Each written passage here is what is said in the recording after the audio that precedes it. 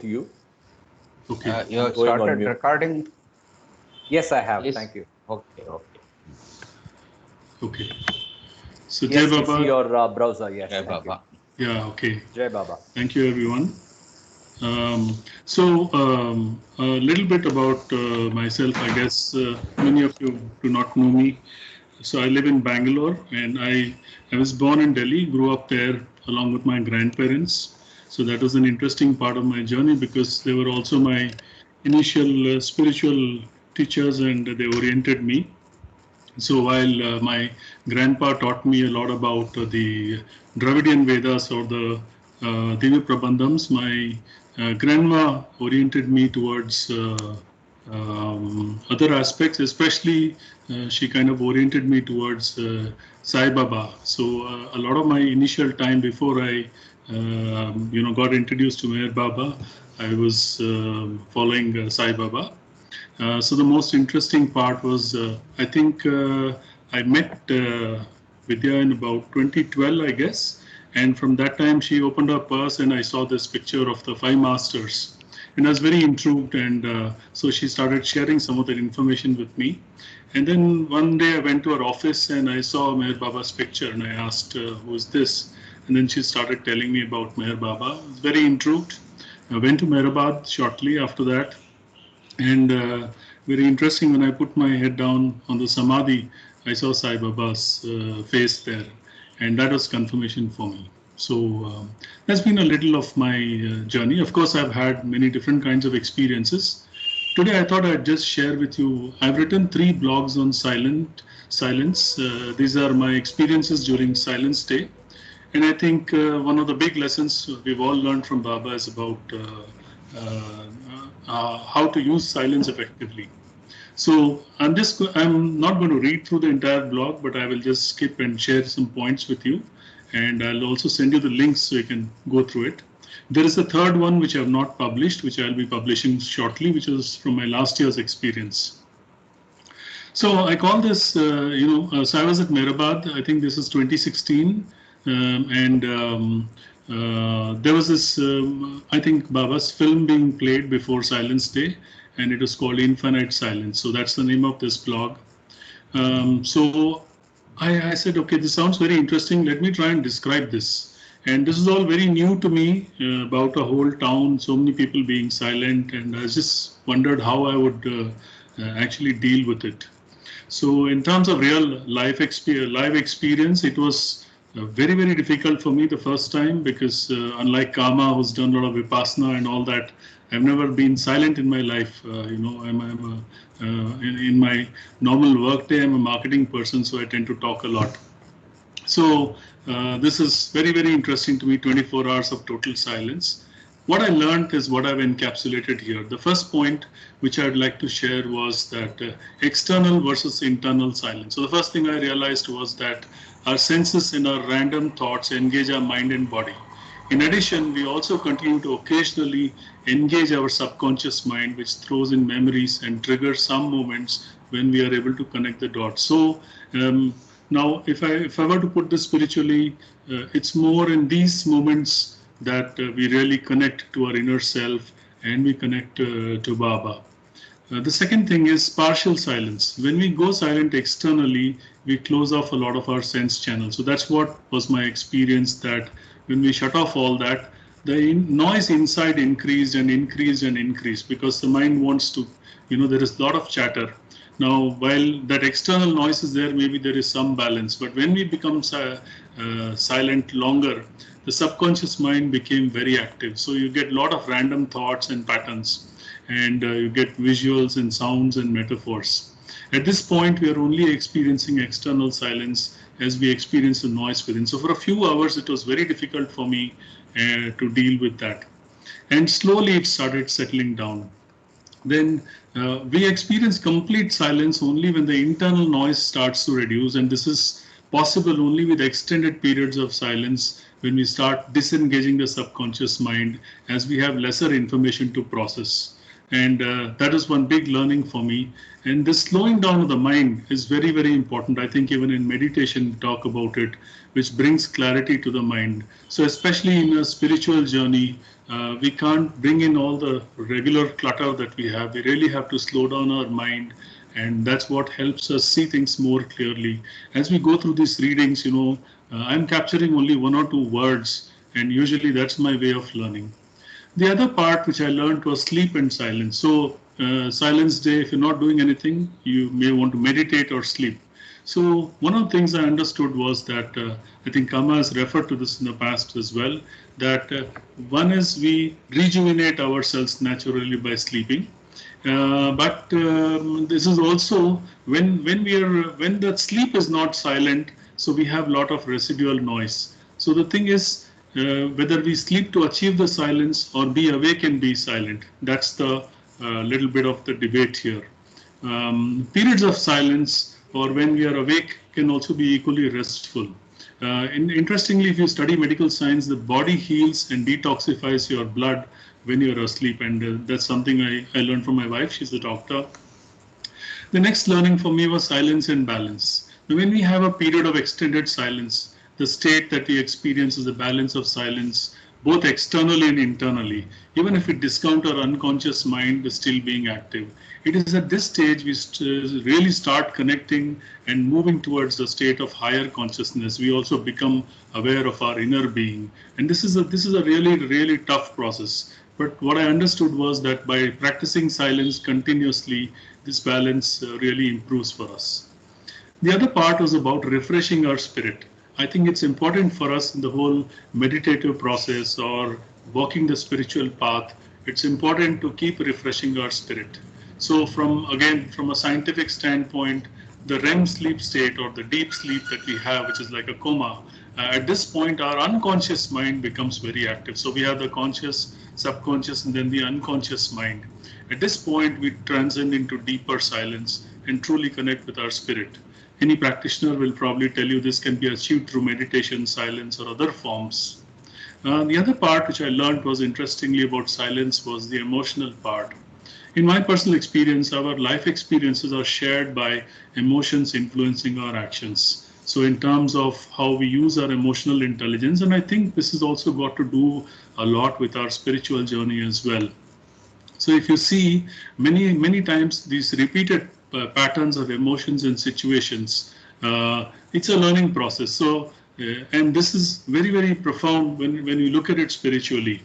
So if you see at the gross body level, it's more about body chemistry. If we keep using these negative emotions, then what happens? We fall sick. So spiritually speaking, these are the impressions on our soul, which are also called karma. So I found a little bit of connect there between the emotions and how we use our emotions. And I think that's an important piece to connect to Baba. Trigger to silence. So life does not have a constant pattern. So the general reaction is we either chill out or we go very quiet when we feel stressed, overwhelmed, or overcome with other emotions. It is said that we have 5 basic emotions. So what I would like to examine here is that by observing silence, is it a better way to chill out than other indulgence, intoxicants, or therapies? So I found that silence has really helped me. And the best part is it costs nothing but your time, So I found this is a very viable investment, especially for our spiritual path. Keeping silent every day. So in the everyday context, keeping silent for some time is a good way to begin our journey, call it meditation or whatever that we call it.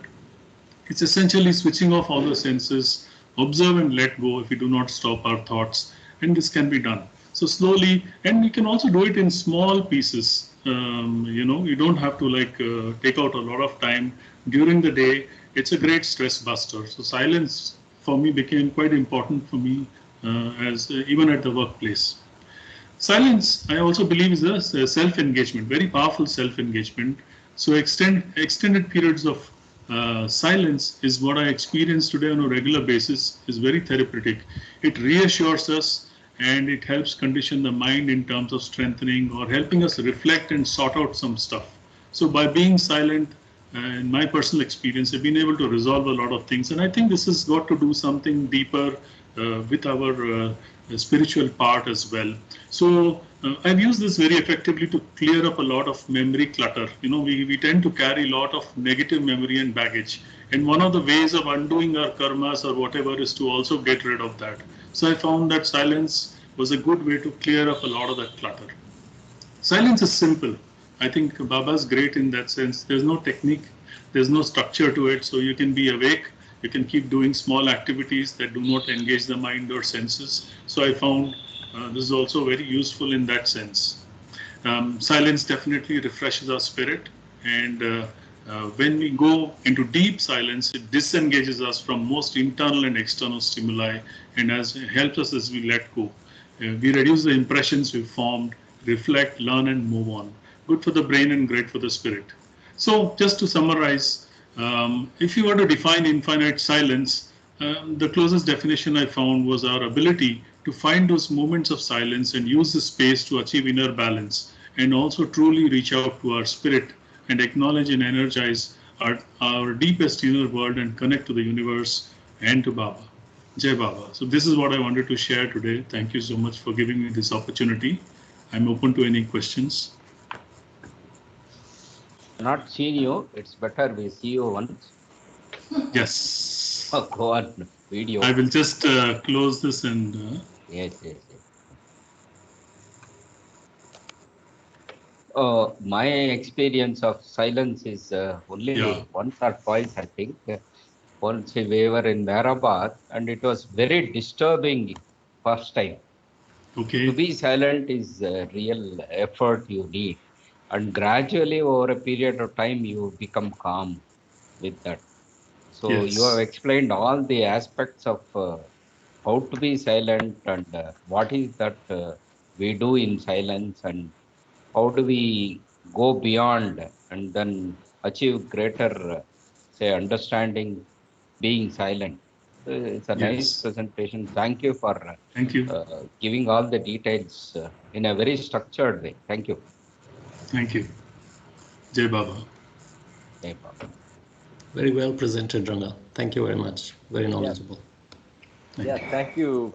Thank you for that beautiful presentation, Ranga. It basically, I think, as Mama put it, all of us have been through it, but you captured it and sequenced it in the correct way that we go through. And yes, I've also felt that it's a very good tool that one can use on the spiritual path. Thank you again. Any other questions, comments? And why did you change your mind? I thought you were going to make a presentation. No, I'll do that some other time. So I just thought this is a little spontaneous. Nice. Very nice. Very nice. Good. Yeah, go ahead. One aspect here, you have talked about silence as we do it. In this context, I can try to bring up a question and expect some responses from all of us. So what is the significance and why Baba was silent?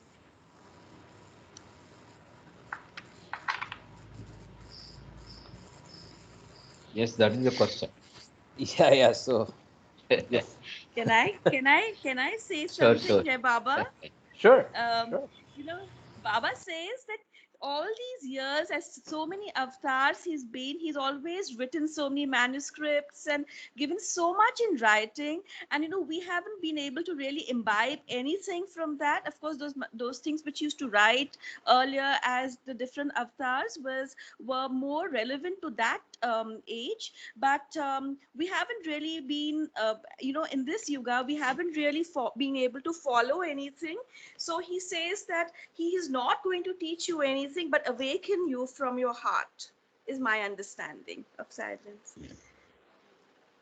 Yes, that is one aspect. He didn't want to talk. He didn't, of course, not to teach. Okay.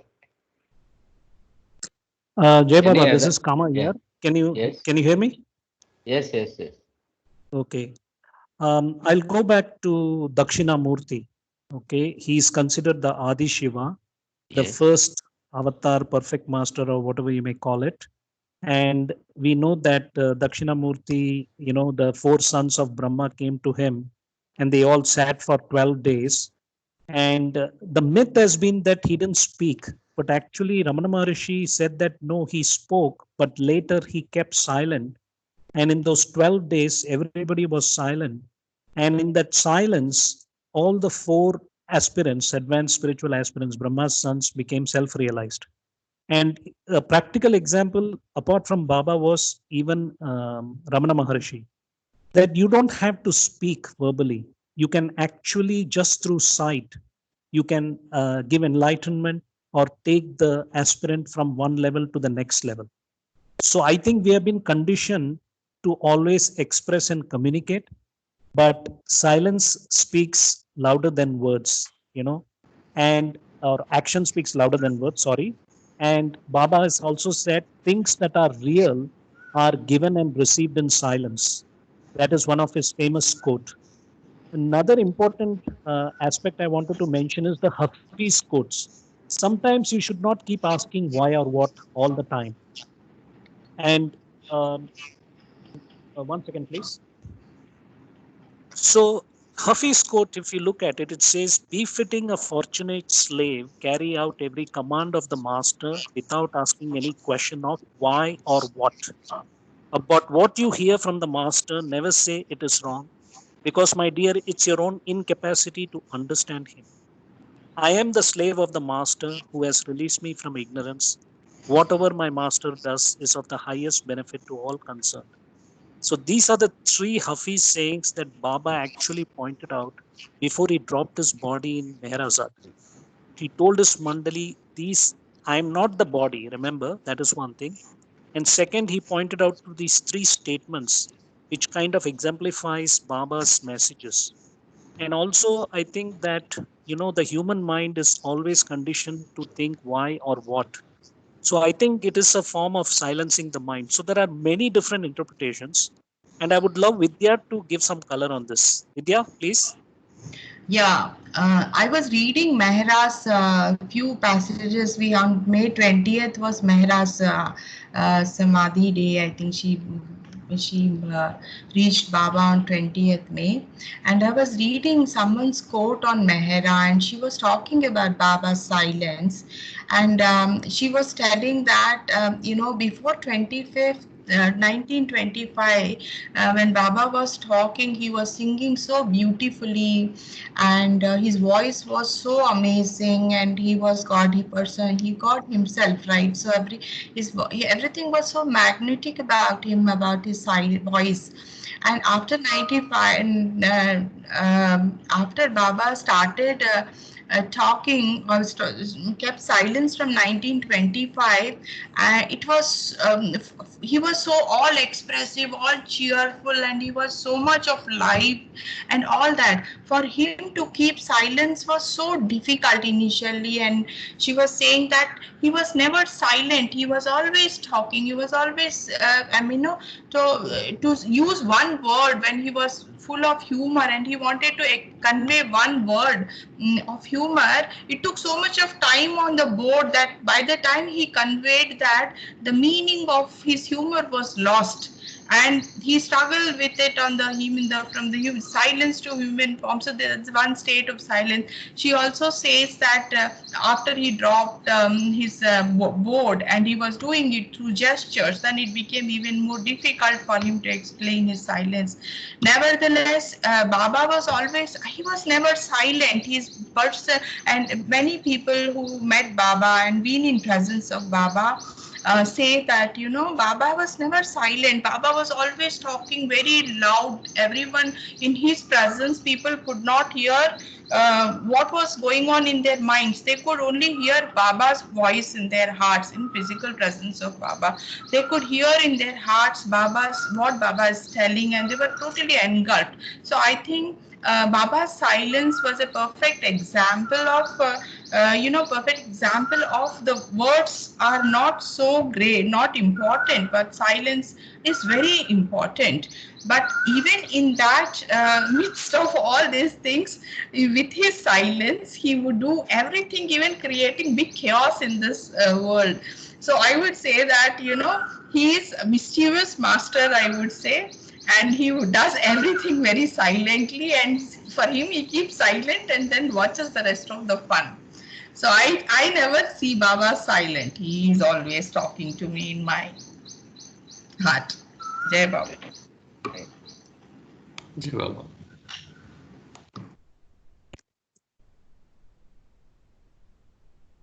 Yes. I think I've also had this curiosity or rather intrigue on why Baba was silent. But I think all the interpretations are positive. But I think Kama, you hit the nail on the head, right? It's not in us. It's not us to even question that. So maybe it will hit us someday. But bothering about that is the most insignificant detail. Hear him in the heart. Hear his words and focus on that rather than anything else. I think that was a good takeaway for me. Jai Baba, this is Kama here. Is there anybody else who want to speak? So I don't want to. I just wanted to tell anybody few else who things want about Ranga, because today is Ranga's day, and Ranga has introduced himself in very few words. I think he used only few sentences to talk about himself. So I would like to talk about a little bit about Ranga. Yeah, just 1 second, Vidya, before that. So I think just on the concept of the silence of Baba, any other comments, and then we'll go to that. Yeah. Correct. Any other inputs? Any other comments? Okay, so I will just let Vidya give a description of Ranga, and if there is time, I wanted to focus on this aspect of yoga and meditation, what we are doing, so that I don't take time during the 1 hour reading session, if that's okay with you guys. Go ahead, Vidya. Yeah, I think Ranga was very brief in his introduction. So Vidya, tell us more. Yeah, Ranga, can you come on video? At least we'll see you, right? So Ranga is a very humble person. He's very knowledgeable, according to me. I've been working with him for the last 6-7 years. From 2012, I'm associated with him. We met in one of this training sessions. We went to one NLP master training session, and so I met him there, and I was instantly, he was the oldest in the group, because there were a lot of young children there, young people there in the group, but he was the oldest, and we met there, and I found him very knowledgeable. He is an entrepreneur from 2001. He followed his path of heart, and when he was working, he worked with big companies like HP and ITC and all. And he has done a lot of work, and he's extremely, I mean, the way his brain works, I mean, I have not seen someone's brain working so as sharp as his brain is. And so on the subject matter and the intelligence part of it, he is highly intelligent that way. He's done a lot of work in corporate, and after he left in 2001, he followed his path of heart, and he's been an entrepreneur ever since 2001. And he's gone through lots of difficulties in his entrepreneurship journey. While he was going through all these difficulties, he has helped about 250 entrepreneurs in his life to establish their business and go on the path of growth and change. Though he keeps very low key in talking about himself, but his accomplishments are quite many, and I don't think anyone sacrificed their own career to enable other people, and at the cost he is paid. So I really see that Baba is really been doing some work through him to help entrepreneurs because they don't get the professional help they need. On the spiritual part, he is very silently working on the spiritual path. He has understood few concepts, as he mentioned, from his grandma, and his grandma is probably his first guru, according to what I hear from him. And And he talks beautifully about what is that bhakti prapatti. He talks with the monkey and the cat philosophy, which I learned from him, that how a master holds a disciple or a disciple holds the master. That is the best lesson I've learned from him. And on the as far as Baba is concerned, yeah, he came through Sai Baba, but ever since he has found Meher Baba, he's been sincerely pursuing Meher Baba, and he does his own efforts to understand and to teachings of Baba, and seriously practice them. He not only, that's a good part I have seen about him, that he learns and he practices the same. And that's what I mean. We continue to work together, and we really share. He's I would call him my best friend as of now. Thank you for that. I think I would have done justice to you, Ranga, because you thank you so much. Probably. Yeah, thank you. Jai Baba. Thank you for that. Jai Baba. Jai Baba. Thanks, Vidya. With that, yoga and meditation, Kama. Yeah, Jai Baba, I keep re-emphasizing that, but this particular section we are reading, yoga and meditation, is very important because this is about the right action part. As previously mentioned, the first thing is right knowledge, top down. It's like knowing the laws of nature. And for me, Baba has been a perfect example of who has explained both the laws of material science and laws of spiritual science. Laws of material science we can see from the God speaks aspect, and laws of spiritual science and how we execute that. Sorry, I should say that laws of matter and laws of spirit are explained very well through God speaks. And one second. And the discourses is basically the process part. Now, when we started the discourses, we started off with God and Maya, then avatars and perfect masters, then spirit and matter, and then fourth, reincarnation and karma. So these four sections have to do with right knowledge. Now we are reading about yoga and meditation. And then the sixth and seventh is consciousness and sanskaras. And the last one is love and ego. And love and ego are inversely proportional. So I won't go into the details of it because the only thing that matters in reality is love, as long as we have this human body. Now, as far as this particular section, yoga and meditation, which I call the right action of thoughts, words, and deeds, the 99% perspiration that we need to do, this is a very important section that I would emphasize to all of you, that please keep reading over and over again. But from my understanding, I have simplified it the way of looking at it as the head, heart, and hands, Jnana Yoga, Bhakti Yoga, Karma Yoga. And as you have noticed in all the 7 sections, we have only used 2 variables. Just like we have only opposites of duality, male and female and so on, but some of those complement each other, like avatars and perfect masters. So they are not opposites. But as you know, when you have 2 variables, you can put it in a quadrant. Let's take an example of a couple like. So 2 couples can be madly in love with each other, can be on one quadrant. Then to the second and third quadrant, either of the gender is in love with each other, but the other person is not in love with that person. And the fourth quadrant is where both of them hate each other. They dislike each other. This is life. Let's be practical here, because the whole aspect of loving Baba is how do we bring practical spirituality into our day. So when you look at yoga, the word yoga, there are many different interpretations.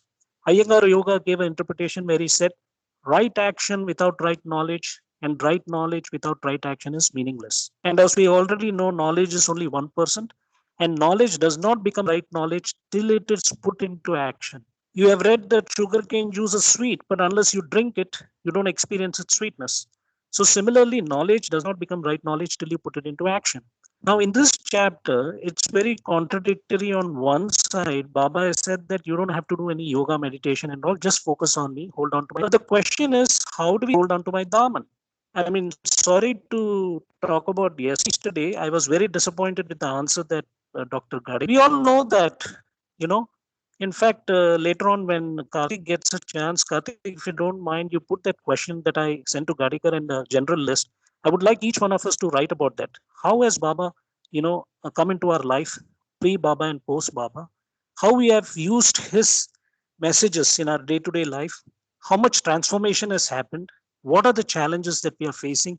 That's what I'm interested in. That's what I was asking Dr. Gadekar, and maybe that's the only answer he could give. But every Baba lover could say, yeah, hold on to Baba's Daman, So anyway, so coming back to yoga, now another definition of yoga is union of the self with the universal self. And we all know that in the sound sleep state, in the 8 hours when we have sound sleep, the Atma connects with the Paramatma. So the only challenge is during the 16 hours, so 67% of the time, that we need to, that we are challenged. So this is where the Bhakti Yoga, Jnana Yoga, Bhakti Yoga, and Karma Yoga comes. And most people are using a permutation combination of all three to kind of go in this journey. So these chapters that we will be reading later has a lot of interesting inputs on all the different yogas. One can also include Raja Yoga, so I don't want to complicate that, which is basically based on Patanjali's Yoga Sutras, the Ashtanga Yoga.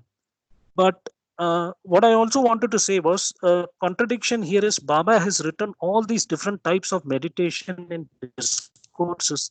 But why is he saying that you don't have to do all this, you just have to focus on? My understanding is that unless we go through all these tools and techniques and reach a point where we just, these are all scaffoldings. So personally, I was doing Kriya Yoga, I got attached to it. When I was doing Vipassana, I got attached to it. But later on, I realized these are just tools and techniques.